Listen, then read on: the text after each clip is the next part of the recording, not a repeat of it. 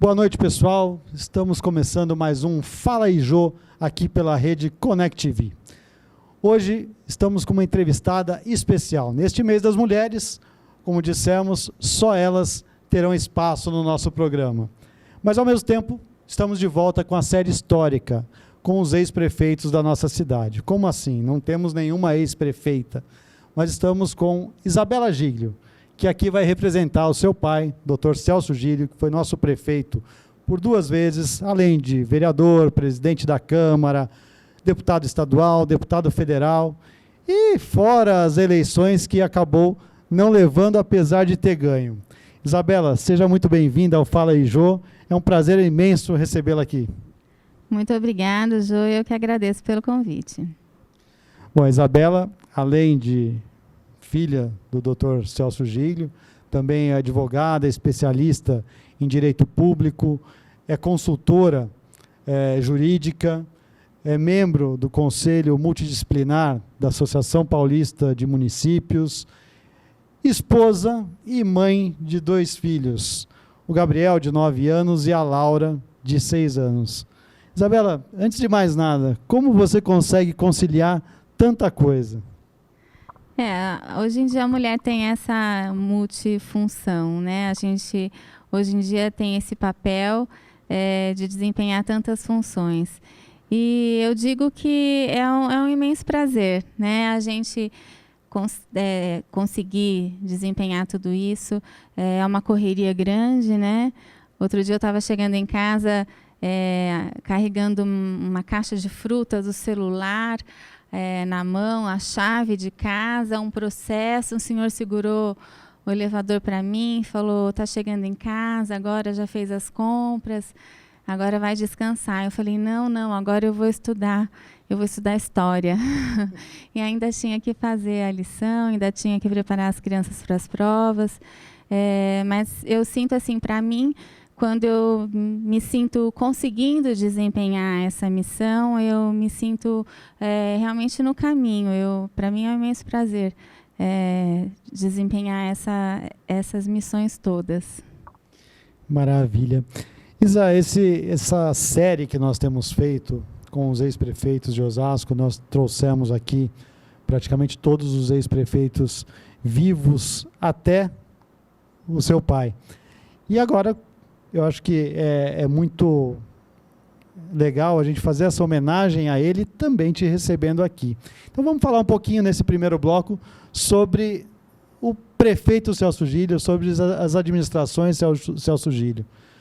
Você, assim, nós temos mais ou menos a mesma idade, então a gente já sabia um pouquinho, né, quando o teu pai foi prefeito a primeira vez.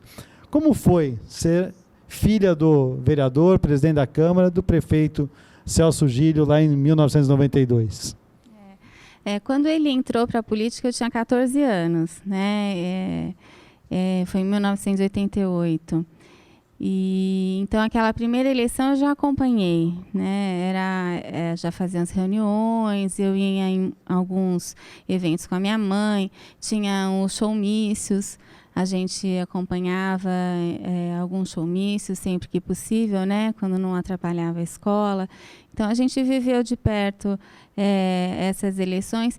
Ele ainda exercia medicina, né? E conseguiu, durante alguns anos ainda, exercer as 2 funções. E depois ele foi deputado estadual, né? Durante a vereança foi presidente da Câmara, depois deputado estadual, e aí, em 92, ele foi prefeito. Foi uma administração de muito sucesso, de muitas realizações, né? E foi assim, ele nunca deixou a família de lado. Ele conseguia preservar muito bem alguns momentos. Claro que ele não conseguiu estar sempre com a gente, ele não conseguia estar em todos os eventos, ser pontual, né? Buscar na escola, isso era sempre impossível. Mas ele buscava curtir sempre o Dia dos Pais, o Dia das Mães, ele buscava almoçar aos domingos com a gente e, ao mesmo tempo, ser brilhante na carreira política como ele foi. E você acompanhou essa, já, né, com 18 anos em 92, estou fazendo as contas aqui pelo 88 com 14. Você já acompanhou e você pôde ver esse trabalho que ele fez. E foi uma administração voltada para o social, voltada para a saúde, principalmente, né? Sim, ele, ao longo dos 2 mandatos, ele deixou 2 hospitais, ele deixou mais de 20 postos de saúde, ele deixou... ultimamente ele trouxe o Instituto do Câncer, ele trouxe como deputado a reforma do Hospital Regional, trouxe na área da saúde, ele trouxe vários exames, trouxe era uma administração que funcionava, né, especialmente na área da saúde. Além disso, ele trouxe parque ecológico, ele trouxe teatro municipal, ele trouxe o centro cultural, bibliotecas, rodoviária, terminal rodoviário. Foram muitas obras, tanto que assim a gente caminha em Osasco, é muito fácil sentir a presença dele em vários cantos da cidade. Ele realmente marcou a cidade de Osasco. E as obras não precisa nem falar, né? Onde a gente passa tem ali a marca do Dr. Celso Giglio. Foi um grande prefeito e não por isso foi, né, 2 vezes prefeito, ganhou uma 3ª eleição que acabou não valendo, mas foi o primeiro colocado e mesmo com todos os problemas, ainda quase foi para o 2º turno na última eleição. Ele poderia ser, inclusive, o nosso prefeito hoje, se não fossem alguns problemas. E tudo isso acaba, lógico, é um legado que deixou, né? Como que a família administra esse legado hoje? Na verdade, ele era muito bom de voto, né, Jô? Por isso que ele assustava. Ninguém queria disputar a eleição com ele porque ele assustava. Ele puxava voto mesmo. Então... era uma luta para tirá-lo das eleições, porque realmente ele era muito querido e ele era muito bom de voto.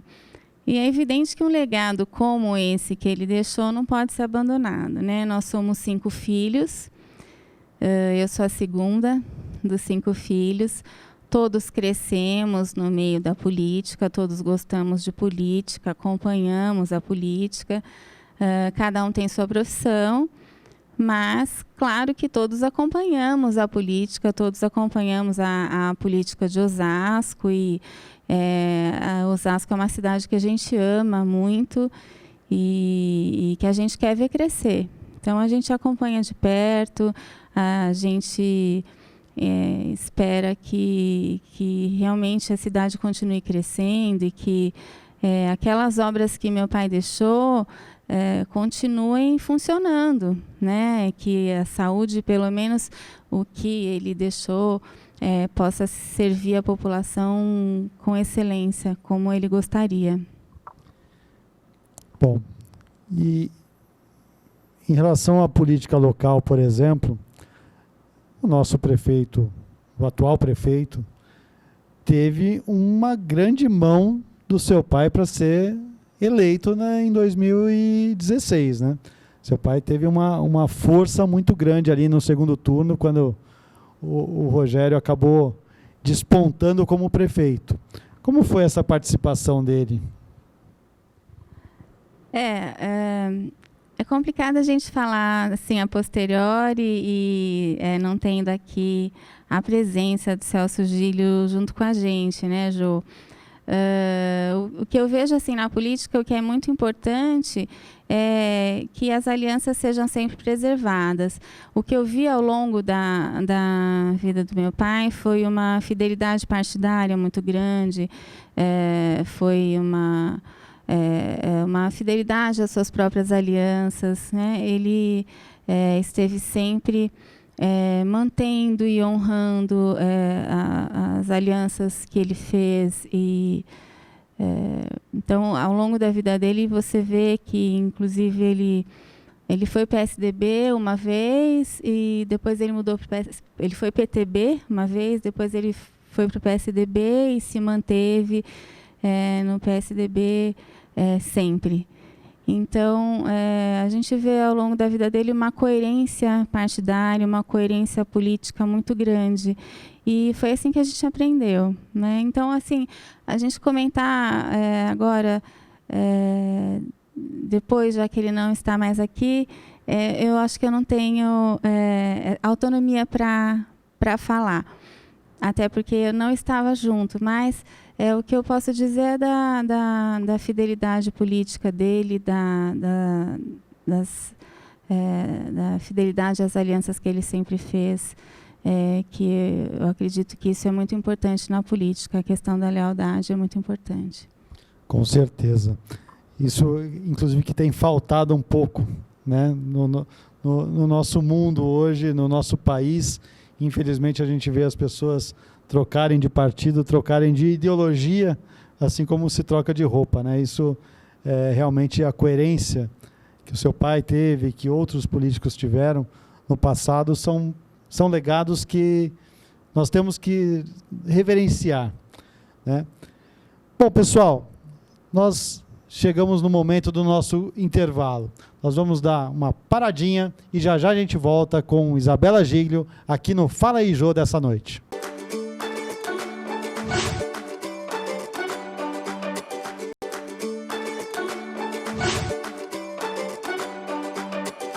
Bom, pessoal, estamos de volta com o Fala aí, Jô, dessa noite, com a nossa entrevistada Isabela Giglio, que estava no primeiro bloco representando a gestão do nosso prefeito Celso Giglio, que infelizmente já não está conosco. Isa, vamos falar um pouco de você agora. Advogada, especialista em direito público, trabalha com essa parte de administração municipal. Como você vê o panorama dos municípios hoje no Brasil? Olha, Jô, eu trabalho numa empresa de consultoria em administração municipal, a Conan, que esse ano faz 40 anos atendendo municípios. E o que a gente vê é a legislação atribuindo cada vez mais e mais tarefas aos municípios, independentemente da respectiva contrapartida. E uma pressão muito grande do Ministério Público em cima dos prefeitos para que cumpram todas as obrigações impostas pela legislação, independentemente de orientação, independentemente de recursos. Então, a vida dos municípios, a vida dos prefeitos vem se complicando bastante. A gente acompanhou aí, há não muito tempo, a exigência do plano de resíduos sólidos. Cada município tem o dever de apresentar o seu plano de resíduos sólidos, sob pena de não serem repassados os recursos da União para os municípios. Tem municípios pequenos que a gente atende lá na Conan, que não tem como elaborar o seu plano com o próprio quadro de servidores, então eles precisam contratar, eles precisam licitar uma empresa de engenharia para isso. E a lei impõe a obrigação, não vem junto com a orientação para o município fazer isso. O município procura a gente dizendo como eu faço, de onde eu tiro recurso para isso. E aí vem o Ministério Público, obriga o município, o prefeito a assinar TAC, a cumprir essa obrigação em 90 dias, que é um prazo inexequível. Então, a gente vê a vida dos municípios com bastante dificuldade, porque não há uma coerência entre a quantidade de obrigações e a quantidade de recursos e de orientação. Maravilha. Realmente a situação dos municípios, né? E a gente pensa, às vezes, nos municípios grandes, né? São Paulo, Osasco, Guarulhos, o que está mais próximo da gente.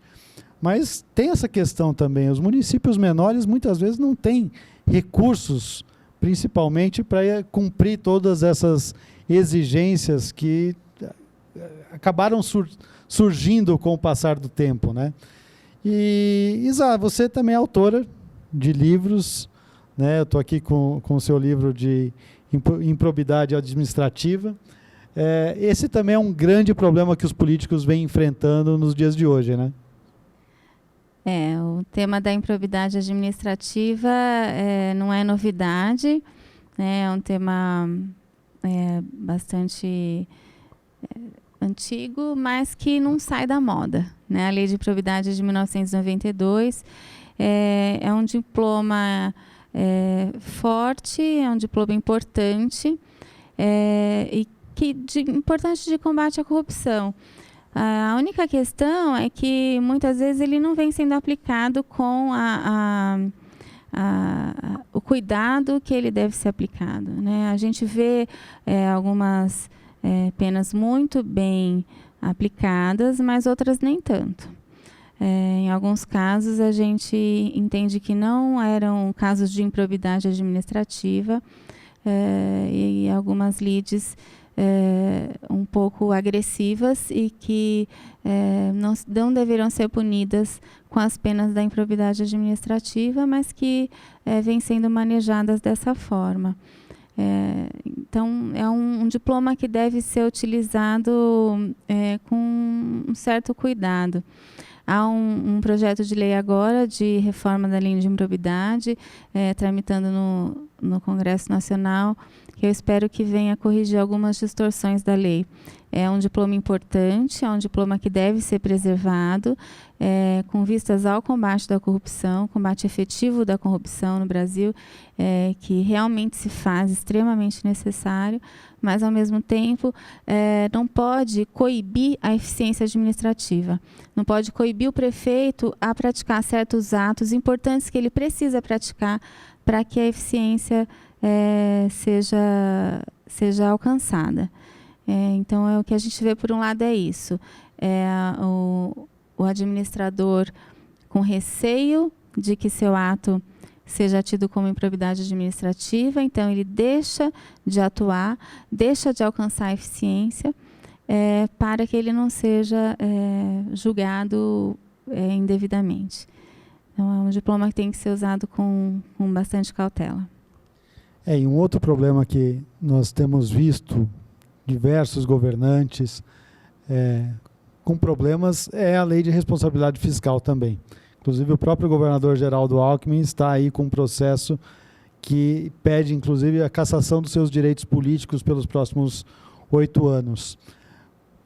Você, especialista também em administração pública e nessa relação municípios, estados, como tem sido a lei de responsabilidade fiscal também para esses governantes?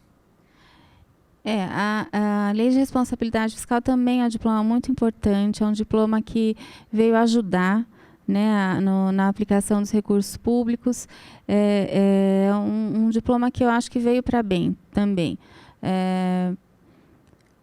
Auxilia bastante por um certo lado, enrijece a administração por outro, mas eu acredito que o saldo seja positivo. O que acontece na prática é que a administração fica, de fato, um pouco engessada. No caso do governador, eu não tenho condição de dizer, porque a gente não sabe, de fato, o que houve ali nas contas públicas. De modo geral, a lei de responsabilidade fiscal vem sendo bem aplicada. Mas, de fato, às vezes há alguns equívocos também na sua utilização. E até porque são coisas que às vezes a gente, né, administrando as nossas empresas, até as nossas contas pessoais, você tira um pouquinho daqui para pôr ali, né, tira da mensalidade, deixa de fazer alguma coisa na escola, para o filho na escola, para pagar um aumento do plano de saúde, etc. Então, essas questões, às vezes, você tem que ter uma maleabilidade, né? Então, exatamente é isso que, quando a gente vê, em alguns casos, a gente pensa, mas isso não é improbidade, né? Isso não tem que ser punido com penas da lei de improbidade administrativa. Então, por isso que os diplomas, eles têm que ser utilizados com bastante cautela. porque realmente, de fato, não é improbidade administrativa, alguns casos que a gente tem visto que acabam sendo punidos pela lei de improbidade. E aí me fala uma coisa, os municípios, você tem experiência pela Associação Paulista de Municípios, os municípios grandes, pequenos, quais têm mais dificuldades hoje? Os maiores ou os menores em relação a esses problemas?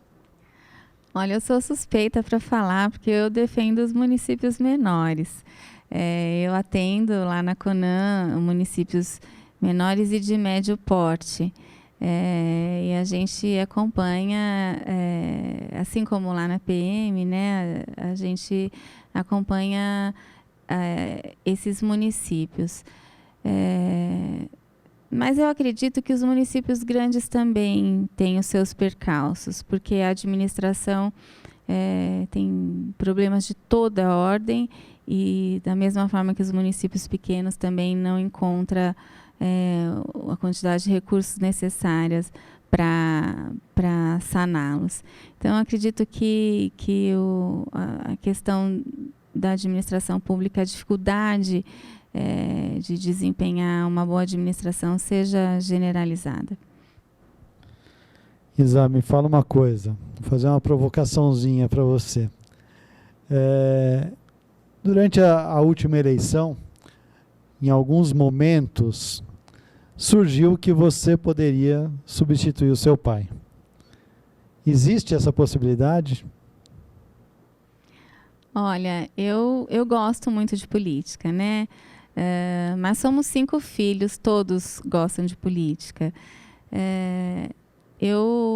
Surgiu essa indagação porque eu fiz campanha para ele, eu andei bastante em Osasco e eu gostei muito de visitar a cidade, gostei muito de conversar com as pessoas, de ouvir as pessoas.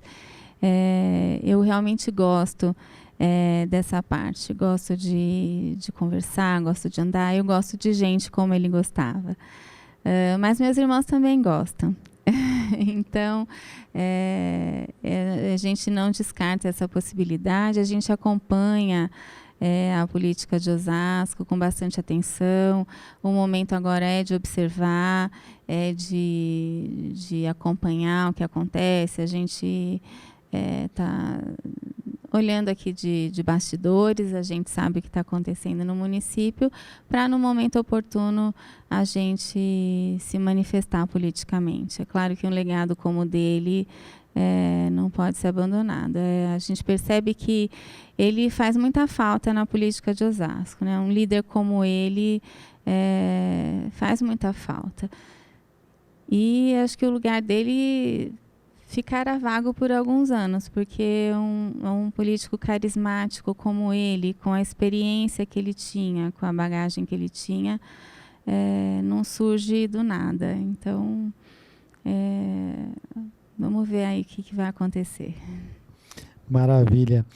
Bom, o papo tá bom, mas tudo que é bom dura pouco, vai chegando o nosso final.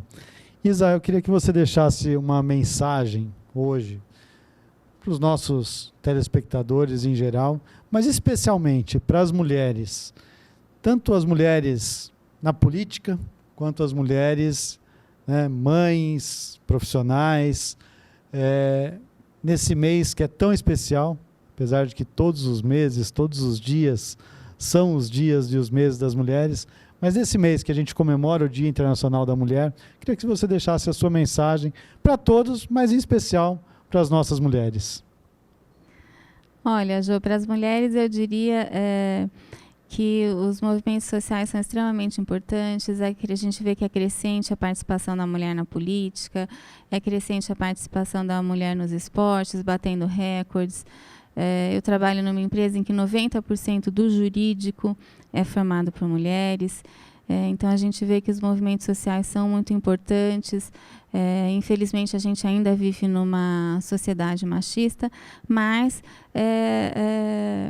ainda há muito a progredir, mas a gente vê que as mulheres estão conquistando seu espaço.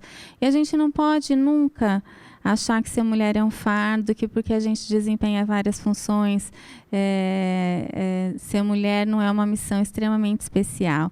Eu acho que a gente tem que guardar sempre que nós temos uma missão extremamente especial, que ser mulher é um prazer enorme, que ter a possibilidade de desempenhar essas múltiplas funções é um privilégio.